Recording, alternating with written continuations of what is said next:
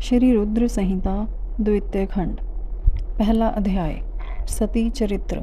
नारद जी ने पूछा, हे ब्रह्मा जी, आपके श्रीमुख से मंगलकारी व अमृतमय शिव कथा सुनकर मुझ में अनेक विषयों में और अधिक जानने की लालसा उत्पन्न हो गई है। अतः भगवान शिव के बारे में मुझे बताइए। विश्व की सृष्टि करने वाले हे ब्रह्मा जी, मैं सती के विषय में भी जानना चाहता हूँ। सदाशिव योगी होते हुए एक स्त्री के साथ विवाह करके गृहस्थ कैसे हो गए? उन्हें विवाह करने का विचार कैसे आया? जो पहले दक्ष की कन्या थी, फिर हिमालय की कन्या हुई, वे सती पार्वती किस प्रकार शंकर जी को प्राप्त हुई?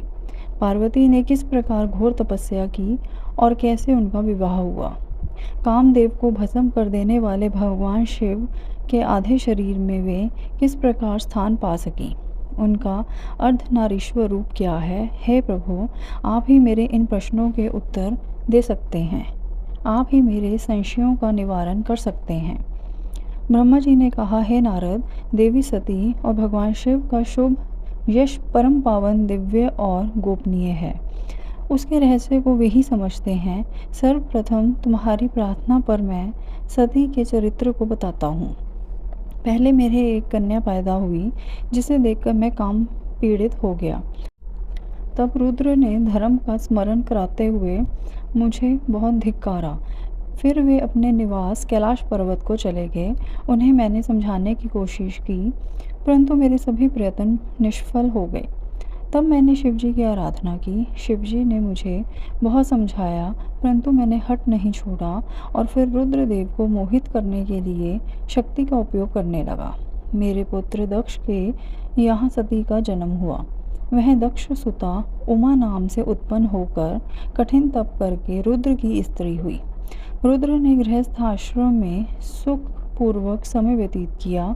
उधर शिवजी की माया से दक्ष को घमंड हो गया और वह महादेव जी की निंदा करने लगा। दक्ष ने एक विशाल यज्ञ का आयोजन किया।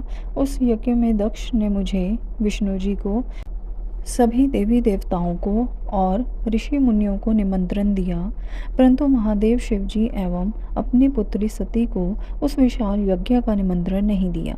सती को जब इस बात की जानकारी मिली तो उन्होंने शिव चरणों में वंदना कर उनसे दक्ष यज्ञ में जाने की इच्छा प्रकट की।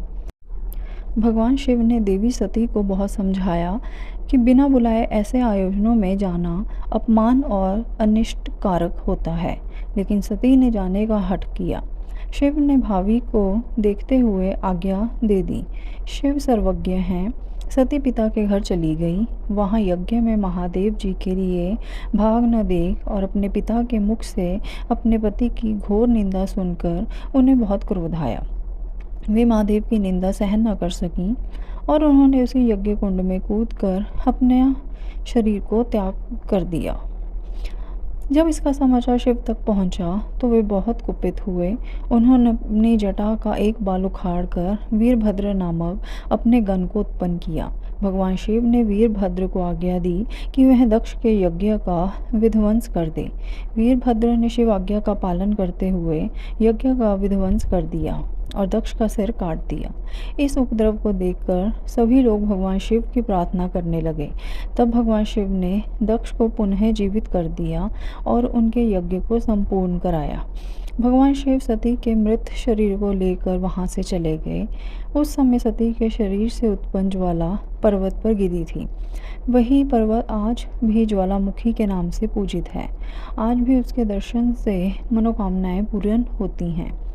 वही सती दूसरे जन्म में हिमाचल के घर में पुत्री रूप में प्रकट हुई, जिनका नाम पार्वती था। उन्होंने कठोर तप द्वारा पुनः महादेव शिव को अपने पति के रूप में प्राप्त कर लिया।